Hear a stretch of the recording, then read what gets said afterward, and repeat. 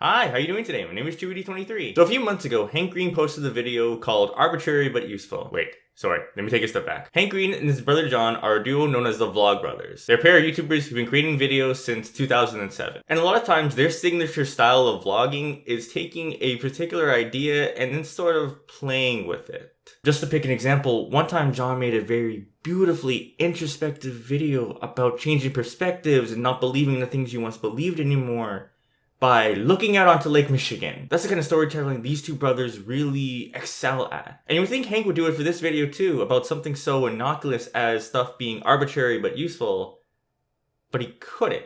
Like, he even straight up says, I would love to do what we typically do in these videos, I just can't right now. And I thought the community response to it was interesting because they thought it was the right decision. Yo, it's an arbitrary but useful video about arbitrary and useful stuff. Like, it's so meta. And to me, look, if that's your initial perspective in all of this, I don't want to invalidate your opinion. I don't think there's anything wrong with that approach. I kind of understand where you're coming from. But it wasn't my perspective. My perspective was, oh well, Hank solved the problem I've been having, sweet. As regular viewers are no doubt aware, I've been playing around in the mathematical and investment side of the world for over the past year. One of the ideas I've been trying to tear away from is this kind of rigidity that math is known for. And I've had a few ideas about how to do it in this one area. Like, I don't know, this is kind of like a thing with either children or WWE superstars, don't ask. But I never found anything that really worked well, necessarily. And then all of a sudden, at the end of February, here Hank goes, giving me the part that I needed and missing the part that I have, and a whole bunch of people were like, yeah, that's cool, this is fine. And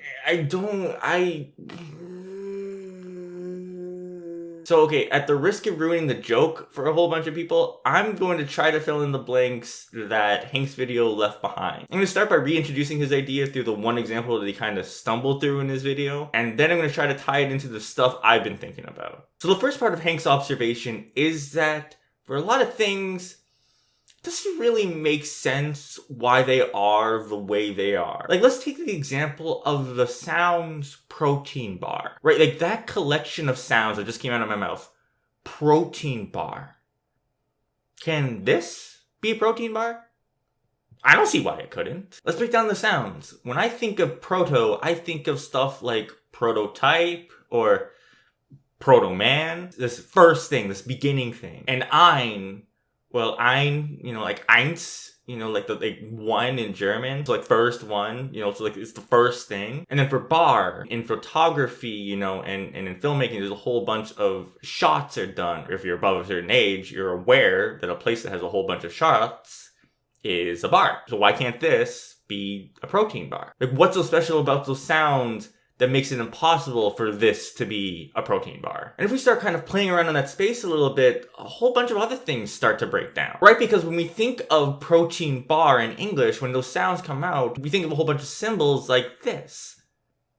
But why? Like, what's so special about these symbols in particular that demand that the sounds correspond to them? Like, why can't this collection of symbols be just as valid? You take the p and sounds, you put them together in using this symbol. The sound, fine, you can keep it as that. T and I, why don't you just put them together in one symbol? In other scripts, they merge the consonant and vowel sounds together. We can keep the N sound the same, sure, why not? But then, why don't we have it later, N and the O together, put those together, that creates a completely different vowel sound. Why can't this shape be used for the P sound? And maybe R on its own, why can't it look like that? What is so special about all these symbols that demand that they put it that way? But then you realize if you bring in other languages, why do we even need these sounds? Like, I'm sure you can think of examples. There might even be one earlier in the video about a very rich, very interesting story that doesn't require the R sound. So why even use it? If you don't need it to tell a story, why have it there? But the other key insight is this. Sure, you might not necessarily need that sound to tell this story,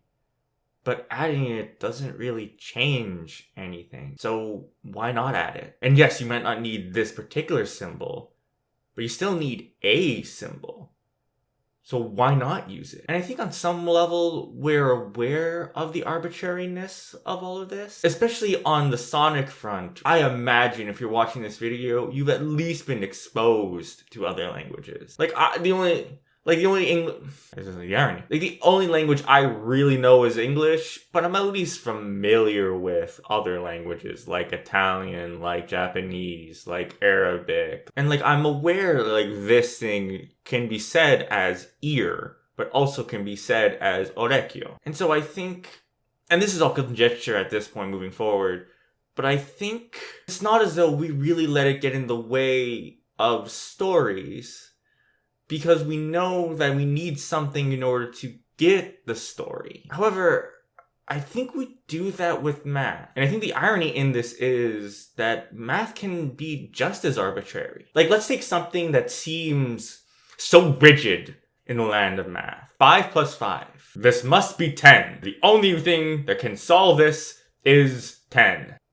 But let's break this down a little bit. How do we represent numbers typically? Well, typically numbers are represented by these digits. The rightmost digit is represented by ones. How many ones are in this number? The second digit is how many tens are in this number. The third is how many hundreds. And there's already some arbitrariness there. Why is it ones, tens, hundreds, thousands? Why can't it be ones, nines, 81s, although that should probably be changed, and then 729, although that should probably be changed. Like, why does it have to be 10? But if we look back at the addition of itself, I'm going from a world of ones, and in another world of ones, into the world of tens. Can I do that? I'm saying that there's enough room in the universe that I can, even though I'm technically going over, right? Like, we're starting off with ones,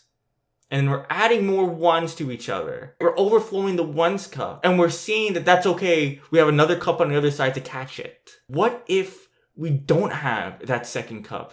We can't fit that second cup. 5 plus 5 is equal to 0. And let's reintroduce this idea of the base being 9. 5 plus 5 is 1, right? Because think about it. The 10, quote unquote, is represented by 1 9 and 1 1, what we might call 11. But, we don't have the room for the ninth column now.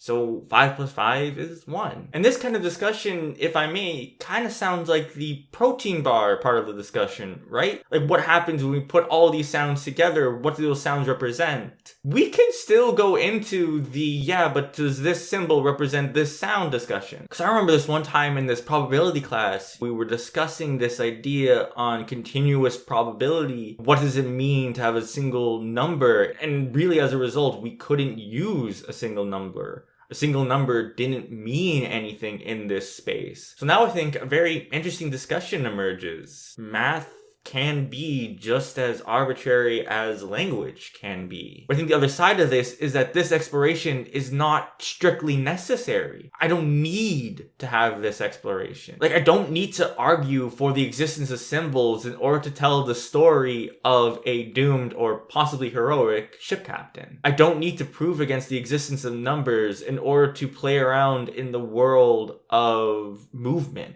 I can just make assumptions about all of these, assume that these sounds are necessary, assume that these symbols are necessary, and then just play with them. Did I need to make those decisions? Did I need to do it in that certain way? No, but I needed something. And so here we are. I don't know, that's just my perspective on all of this. Do I think this video helped? I don't know. I think a lot of times when we start to look at the assumptions that we've made and kind of the bedrock of all of this, you start to realize just how shifty the sands are, and that's always disorienting. But I hope that this, again, kind of breaks down this mystique around math. That it is always logic. It's always rigid. It has to be a certain way, no matter what. No, it's arbitrary. It's useful, but it's arbitrary. It's just another language for you to play with. Anyway, that's it for me. Let me know in the comments what you guys think about all this stuff, and I'll see you next time. Peace.